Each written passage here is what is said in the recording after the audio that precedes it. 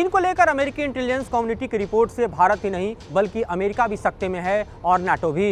नमस्कार, मैं हूं मधुरेंद्र कुमार और आप देख रहे हैं मेरे साथ रणनीति। आज हम रणनीति में आपको दरअसल इसी रिपोर्ट के संदर्भ में ये तमाम खुलासे पेश करना चाहते हैं, जिसके जरिए अमेरिका और नाटो के पेशानी पर बल पड़ता हुआ दिखाई दे रहा है। खतरे की घंटी भारत के लिए भी है, क्योंकि भारत को चारों तरफ से घेरने के लिए जिस तरह से चीन की तैयारी का खुलासा इस रिपोर्ट में किया गया है, वो ये बतलाने के लिए काफी है कि सिर्फ ईस्टर्न लद्दाख में चीन को रोकना ही भारत की प्राथमिकता नहीं हो सकती, बल्कि जिस तरह से पाकिस्तान, म्यांमार और खास तौर पर श्रीलंका को टारगेट करते हुए चीन जो है भारत को चारों तरफ से घेर रहा है, ये भी अपने आप में चौंकाने वाला है। ये और बात है कि बांग्लादेश में उसकी दाल गल नहीं रही। हमने देखा है किस तरह से मालदीव में दरअसल चीन ने भारत को पूरी तरह से किनारा लगाने में सफलता हासिल की है। वहीं नेपाल में चीन के बढ़ते हुए पांव हिमालय को क्रॉस करते हुए भारत की तरफ आ रहे हैं, ये भी सर्वविदित है। और इस रिपोर्ट में इस बात को लेकर भी खुलासा है कि चीन न सिर्फ भारत केंद्रित अपने सामरिक रणनीति में बदलाव कर रहा है, बल्कि वो अमेरिका को काउंटर करने के लिए भी पुरजोर तैयारी कर चुका है।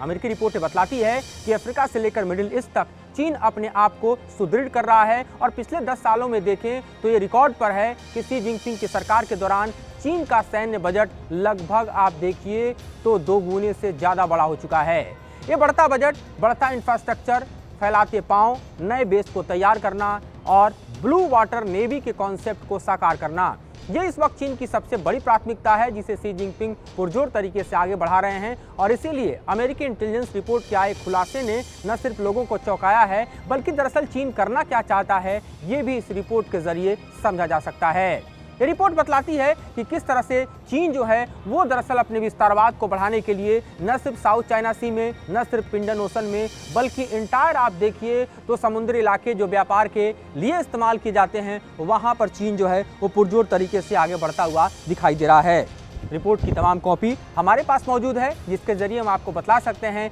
कि चीन चाहता क्या है। अगर भारत के संदर्भ में आप देखिए तो चीन श्रीलंका, पाकिस्तान, म्यांमार को खास तौर पर जो है भारत को घेरने के लिए तैयार कर रहा है। यहाँ पर अपने सैन्य सुदृढ़ीकरण को आगे बढ़ा रहा है। पड़ोसी देशों के अलावा आप देखिए चीन तो क्यूबा, उसके अलावा यूएई, सेशल्स और तजाकिस्तान के साथ तंजानिया में मिलिट्री बेस तैयार कर रहा है। और इसके इस मिलिट्री बेस के जरिए आप समझ सकते हैं कि चीन किस तरह से अपने सैन्य विस्तार में निवेश और साथ ही न सिर्फ भारत को बल्कि अमेरिका को काउंटर करने के लिए यहाँ से लेकर और अफ्रीका तक अपने पांव पसारते हुए दिखाई दे रहा है। अफ्रीका की तरफ अगर हम नजर दौड़ा के देखें तो चीन के इस विस्तारवाद के तहत कंबोडिया में भी उसका नेवल बेस दिखाई दे रहा है। हम जानते हैं कि जिबूती में ऑलरेडी चीन जो है वो अपने आप को एस्टेब्लिश कर चुका है, वहां पर पीएलए पूरी ताकत के साथ दिखाई दे रही है। उसके अलावा आप मैप में देखिए तो ये मैप दिखलाता है कि किस तरह से चीन जो है वो दरअसल अपने विस्तारवाद को आगे बढ़ाते हुए पुरजोर तरीके से अफ्रीकन देशों में अमेरिका को काउंटर करने की तैयारी कर रहा है। और उन रूट्स पर दरअसल चीन का विस्तारवाद दिखाई दे रहा है मैप में,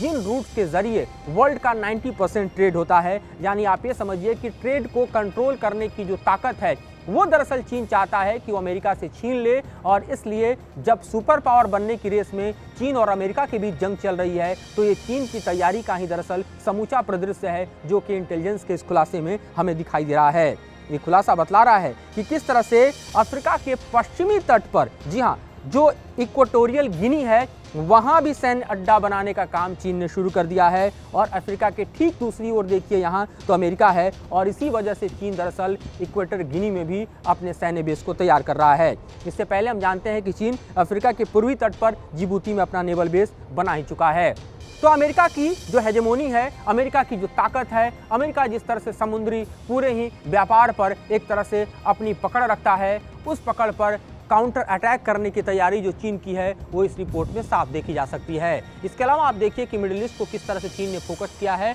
और इसके फोकस के पीछे चीन का न सिर्फ सैन्य विस्तारवाद है, बल्कि सैन्य विस्तारवाद के कवच में वो अपने आर्थिक साम्राज्य को आगे बढ़ाना चाहता है। क्योंकि चीन जानता है कि दरअसल उसकी जो आर्थिक ताकत है उसे भी बढ़ाना है, और साथ ही इस आर्थिक ताकत को सैन्य ताकत के जरिए मजबूत करना है। इसमें चीन के 2 नियत साफ तौर पर दिखाई दे रहे हैं, और एक खोटे नियत हैं चीन का अपना विस्तारवाद, जो कि हम देख रहे हैं कि भारत की तरफ ईस्टर्न लद्दाख में चीन काउंटर कर रहा है भारत को। आप देखिए 2020 से 2024 हो गया, 4 साल गुजरने के बाद 21 दौर के कॉर्प्स कमांडर लेवल की बातचीत होने के बाद भी चीन की सेना ईस्टर्न लद्दाख से पीछे नहीं हट रही। डेमचौक में और देप्सांग में लगातार जो है वो तनाव बना हुआ है और चीन की इसी नीयत को भांपते हुए भारत ने अपने सैन्य जमावड़े को 50,000 से बढ़ाकर 60,000 कर दिया है। 10,000 का एडिशनल फोर्स जो है वो भारत को तैनात करना पड़ा, जो कि उत्तराखंड में और हम हिमाचल में देख रहे हैं कि भारत ने अभी पिछले हफ्ते ही लगाया है। इसके अलावा हम जानते हैं कि अरुणाचल पर चीन की टेढ़ी नजर है। अभी हाल ही में प्रधानमंत्री मोदी ने सेला पास के उद्घाटन के दौरान अरुणाचल का जब दौरा किया तो चीन ने कड़ी प्रतिक्रिया जताई। ये और बात है कि चीन को आईना दिखाने का काम भारत ने किया और भारत ने कहा कि अरुणाचल प्रदेश भारत का अभिन्न अंग है और उस पर चीन कोई सवाल खड़ा करता है तो उसे हम सिरे से खारिज करते हैं। लेकिन चीन है कि मांगने को तैयार नहीं। चीन है कि दरअसल वो अपनी नीयत और नीति के खोट के साथ जिस तरह से आगे बढ़ रहा है उससे न सिर्फ भारत बल्कि अमेरिका भी इस वक्त हैरान परेशान दिखाई दे रहा है।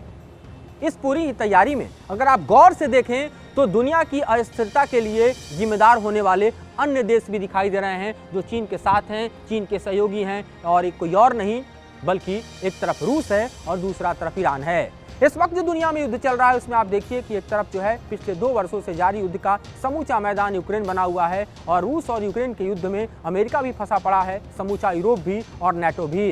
दूसरी तरफ देखिए जो नया फ्रंट खुला वो ईरान के प्रॉक्सी, जी हाँ, हमास ने खोला और उसने गाजा से निकलकर जिस तरह से इजराइल पर हमला किया और उसके बाद इजराइल के जरिए जारी जंग अभी भी थमने का नाम नहीं ले रहा। भारी जनहानि के बीच भी ये जंग चल रहा है और इसमें ईरान की भूमिका न सिर्फ हमास के जरिए बल्कि हिजबुल्लाह के जरिए भी दिखाई दे रही है, सित्ते आतंकियों के जरिए भी दिखाई दे रही है। उसके अलावा इसके जो अपने सेटअप्स हैं इराक में और साथ ही अन्य देशों में, वहाँ से भी ईरान लगातार इजराइल वॉर में अपने आप को बनाए हुए है। तो चीन के साथ जो तिगड़ी बनती दिख रही है इस वक्त वो दरअसल रूस की है, वो दरअसल ईरान की है और ये तिगड़ी पूरी तरह से आप देखिए तो अमेरिका और नेटो को चैलेंज कर रही है, साथ ही अमेरिका के जो मित्र देश हैं उनको भी प्रभावित कर रही है। लेकिन चीन का जो समूचा विस्तारवाद है उसमें एक सबसे बड़ी समस्या क्या है कि चीन अपने पड़ोसियों को भी नहीं बख्शता। जिस तरह से भूटान की जमीन पर हम जानते हैं कि डोकलाम का क्राइसिस चीन ने क्रिएट किया था और भारत को निपटना पड़ा इस क्राइसिस से और जाहिर है कि चीन को अपने कदम पीछे खींचने पड़े। उसके बाद भी चीन जो है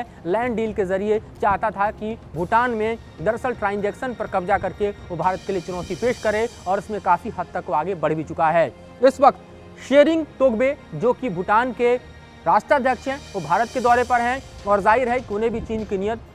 जो खोटी नीयत है उसकी पुरजोर तरीके से समझ है, इसलिए प्रधानमंत्री मोदी के साथ बातचीत के दौरान उन्होंने अपने सामरिक हितों को भी साझा किया है और न्योता दिया है। और समझिए कि भूटान के न्योते को प्रधानमंत्री मोदी ऐसे वक्त पर स्वीकार कर रहे हैं जब भारत आम चुनाव में जा रहा है, तो आप समझ सकते हैं कि भूटान का सामरिक महत्व भारत के लिए कितना बड़ा है कि चुनाव तारीखों के ऐलान के बाद भी पीएम मोदी का भूटान दौरा होने जा रहा है, क्योंकि सामरिक हित ही दरअसल राष्ट्र हित हैं और राष्ट्र हित जब तक नहीं सधेंगे तब तक कोई देश और उसकी संप्रभुता सुरक्षित नहीं रह सकती। लिहाजा भारत की संप्रभुता को सर्वोपरि रखते हुए इस वक्त देखिए तो भारत और भूटान के बीच के संबंधों का इस वक्त जो गर्मजोशी देखा जा रहा है वो काफ़ी मायने रखता है और इसीलिए पीएम मोदी भूटान की यात्रा पर भी जाने वाले हैं। तो भारत और अमेरिका दोनों के समक्ष इस वक्त की सबसे बड़ी चुनौती चीन का विस्तारवाद, चीन का सैन्यवाद और शी जिनपिंग की साजिशें हैं, जिससे निपटना हमको ऐसा लगता है कि आने वाले समय में दुनिया के सामने सबसे बड़ी चुनौती पेश करने वाला है, क्योंकि चीन जिस तरह से ब्लू नेवी के सपने को साकार कर रहा है, अपनी पीएलई की ताकत को मजबूत कर रहा है, अपना मैक्सिमम बजट जो है वो हम देख रहे हैं कि सैन्य इंफ्रास्ट्रक्चर पर खर्च कर रहा है, वो दुनिया में एक नई अस्थिरता को पैदा करेगा। लेकिन पड़ोसी राष्ट्र होने के चलते हमें दरअसल सबसे पहले इस हीट को फेस करना होगा। तो फिलहाल इतना ही। इस संदर्भ में आगे और भी रिपोर्ट्स लेकर आपके सामने हाजिर होंगे और सामरिक स्थितियों से रूबरू कराते रहेंगे। फिलहाल मुझे और मेरे सहयोगी सुभाष चंद्र को दीजिए इजाजत।